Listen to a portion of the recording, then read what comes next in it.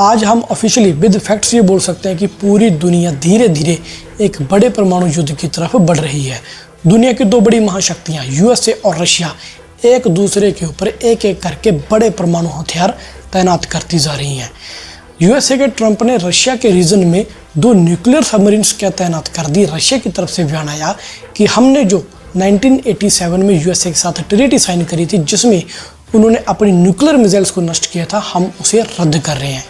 अब आप सोच रहे होंगे कि इसमें बड़ी बात क्या है।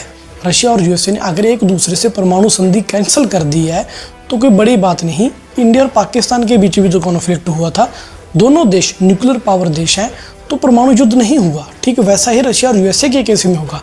लेकिन दोस्तों ऐसा नहीं है। जहाँ पे आप नंबर्स चेक करिए, पाकिस्तान के पास जो परमाणु हथियार हैं वो हैं तकरीबन 140 से 50 और इंडिया के पास हैं 170 से 80। चाइना की बात करें, उनके पास तकरीबन 280 से 300। लेकिन जब हम बात करेंगे यूएसए और रशिया की, तब ये नंबर्स बहुत ज़्यादा हो जाएंगे।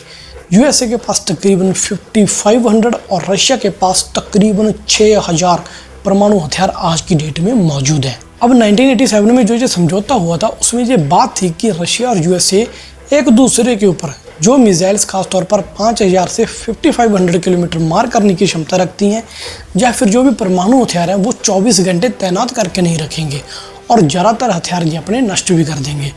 उस समय दोनों देशों ने ऐसा किया भी था। जितने भी वॉर हेड्स थे या परमाणु हथियार थे, उन्होंने या तो कुछ नष्ट कर दिए या फिर जो डिप्लॉय स्टेट में थे उन्हें पैक करके साइड पर रख दिया।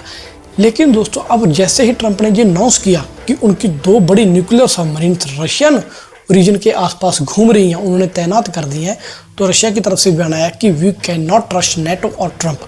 ये लोग कुछ भी कर सकते हैं, ट्रंप आज की डेट में पगला गया है। तो रशिया ने जो 1987 में ये ट्रीटी साइन करी थी उसे कैंसिल कर दिया, जिसका मतलब है कि अब रशिया जो मिड रेंज मिसाइल्स हैं या फिर जो उनकी मिसाइल 5000 किलोमीटर से ज़्यादा तक मार कर सकती हैं, उनको तैनात कर दिया। अब आप सोच रहे होगे कि यार रशिया और यूएसए के बीच तो इतना डिफरेंस है, ये दोनों देश आकर एक दूसरे के ऊपर अटैक कैसे करेंगे। ऐसा नहीं है दोस्तों। अगर आप ये दूसरे रीजन की धरती के दूसरे कोने से देखोगे तो रशिया और यूएसए के बीच की दूरी बहुत कम है।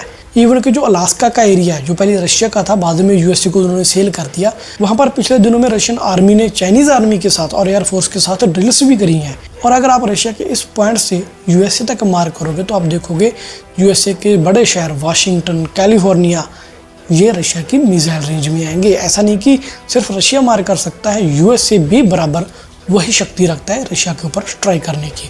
तो ये कहना गलत नहीं होगा कि ट्रंप के पागलपन ने आज पूरी दुनिया को एक बड़ी न्यूक्लियर वॉर के मुहाने पे लाकर खड़ा कर दिया। खैर, आपका सबके बारे में क्या कहना है कमेंट करके कमेंट सेक्शन में जरूर बताना। जो ये स्टेप ट्रंप ने न्यूक्लियर सबमरीन्स भेज के लिया है उसके बारे में बताना। रशिया ने जो अपनी ऑर्सैन की मिसाइल्स तैनात कर दिए यूएसए के खिलाफ, उसके बारे में बताना। मिलेंगे नई वीडियो में, तब तक के लिए मुझे दीजिए इजाजत। और हाँ, please don't forget to like share subscribe our channel. जय हिंद।